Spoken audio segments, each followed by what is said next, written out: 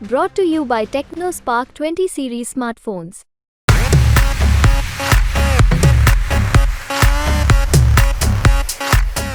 से गिर चुका है। अब लोग डंडे लेकर के बीजेपी को गांवों से बाहर अंदर घुसने नहीं देते। सर, अगर बात की जाए हरियाणा की कांग्रेस पार्टी की, विपक्ष का कहना है कि एसआर के गुट अलग है और अभी राव दान सिंह और किरण चौधरी ये कहती है कि राव दान सिंह हमारा फ़ोन ही नहीं उठाते, तो आपके प्रत्याशी कैसे जीत पाएंगे? आपस में ही फूट है कांग्रेस में कि चाहे हिसार से जो चौटाला परिवार से 3 लोग खड़े हैं और साथ के साथ कांग्रेस से जयप्रकाश, कैसे देखते हैं आज के जो इस इलेक्शन को? एक परिवार तो ये कह रहा कि अगर मरकटें का भी, अगर कहीं शमशान का भी चुनाव लड़ना है, वो भी हमारा ही घर और हमारा ही परिवार लड़ेगा। मैं आज आपको ये बात इस भरोसे के साथ कह सकता हूँ कि चुनाव तो लगभग एक तरफा हो चुका है।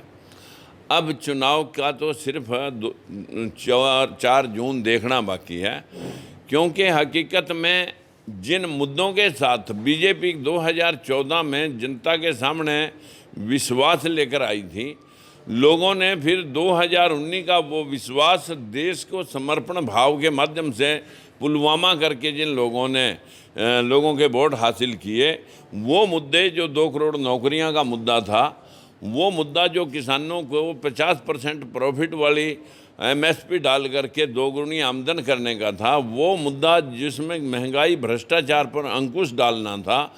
महंगाई की हालात ये हुई कि जो 35 रुपये में डीजल देने वाले थे 55 वाला, वो 100 पार कर गया, और सिलेंडर 450 वाला 300 में देने वाले थे, वो 1100 में चला गया।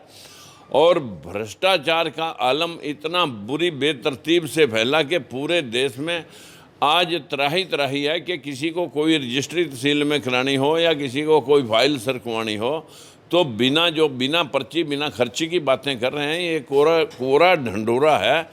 और रुपये की कीमत इतनी गिर चुकी है, जो 55 रुपये से सीधा 80 को छू गया, 85 के ऊपर चला गया है। वो रुपया कैसे पतला होता जा रहा है वह बताएंगे, वो अब मोदी जी बताने में नहीं आ रहे। देश के अंदर जैसे ही बैकवर्ड क्लासेस के साथ ठगी पिछले दिनों से चली आ रही थी, बीजेपी की सरकार में उससे भी ज़्यादा ठगी इसमें मोदी जी ने 1% भी इजाफा नहीं करवाया। जो हमारे हालात हैं देश के अंदर, जो 55% लोग हैं, उनका सिर्फ हिस्सा 11% अभी तक मिला।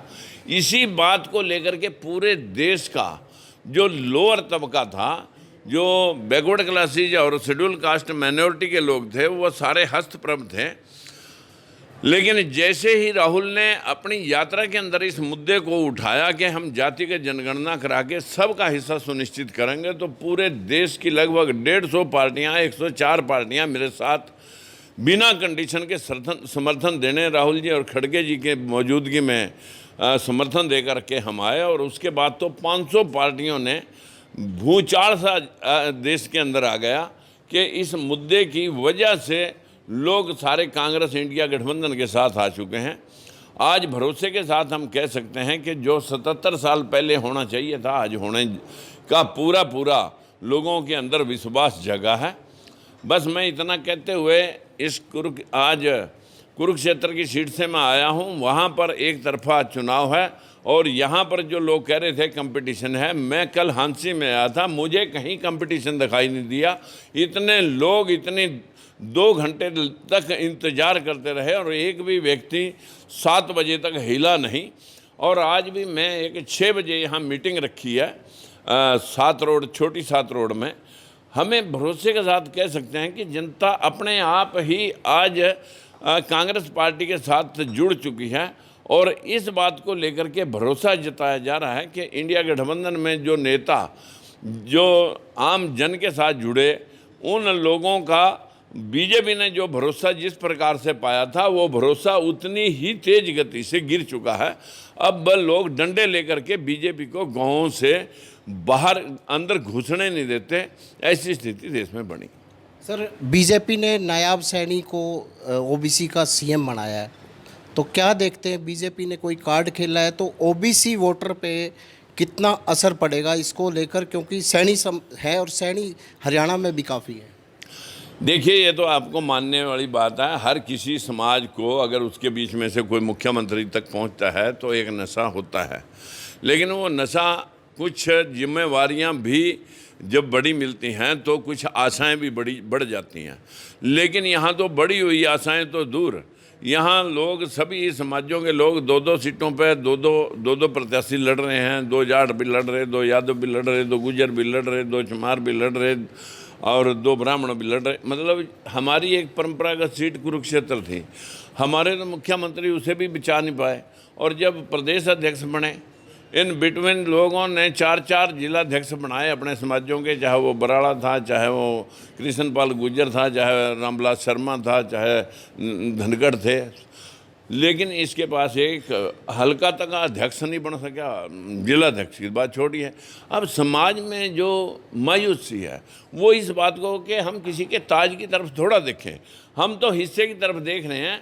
आज जो कांग्रेस ने मुद्दा उठाया है कि हम जातिगत जनगणना करके हर किसी का हिस्सा देंगे, लोग उसकी तरफ अपने आप, मतलब लोगों की अटैचमेंट इस प्रकार जुड़ी। सर, अगर बात की जाए हरियाणा की कांग्रेस पार्टी की, विपक्ष का कहना कि एसआर के गुट अलग है और अभी राव दान सिंह और किरण चौधरी ये कहती कि राव दान सिंह हमारा फ़ोन ही नहीं उठाते, तो आपके प्रत्याशी कैसे जीत पाएंगे? आपस में ही फूट है कांग्रेस में या गठबंधन के। देखिए, लोग किसी नेता के रोकने और किसी नेता के कहने से नहीं, नेशनल इशू के ऊपर चुनाव हो रहा है। जो सामाजिक न्याय की बात राहुल गांधी ने पूरे 8000 किलोमीटर की यात्रा में कन्याकुमारी से कश्मीर और मणिपुर से महाराष्ट्र तक सामाजिक न्याय, समरसता और नफरत की बात को काट करके, हिंदू मुसलमान के मुद्दे को काट करके उसने पूरे देश में सेकुलरिज्म की बात और बराबरी की बात, हिस्से की बात रखी है। इसके साथ जुड़े हुए हैं लोग। सर, हिसार की बात की जाए, हिसार से जो चौटाला परिवार से 3 लोग खड़े हैं और साथ के साथ कांग्रेस से जयप्रकाश, कैसे देखते हैं आज के जो इस इलेक्शन को?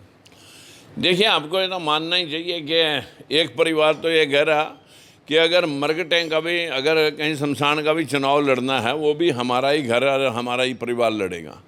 उन्हें और कार्यकर्ता तो दिखाई देते नहीं, वो तो हमेशा से पूरे प्रदेश के अंदर उनका रवैया ये है। लेकिन इतनी बात मैं कह सकता हूँ कि जो तीनों एक परिवार के लोग हैं वो एक दूसरे के प्रति द्वेष में खड़े हैं। और जो जयप्रकाश है वो यहाँ से पहले भी कई बार सांसद रहा और लोगों का काफ़ी मन पसंदीदा उम्मीदवार है और लोग इच्छा भी जाहिर कर रहे हैं कि भाई जयप्रकाश को ही अब के हम अपना समर्थन देंगे। पूरे हरियाणा में कहाँ कहाँ आप अपनी सीट मजबूत मानते हैं? ऐसा ना हो कि जिस प्रकार से बीजेपी 350 सीटें लेकर के और कांग्रेस 40 पे आ गई थी और अब बीजेपी 400 पार का नारा दे रही थी कि कहीं कांग्रेस की जगह वो बैठी ना मिले, कि 40 पर वो हो जाएं और 400 पर ये चले जाएं।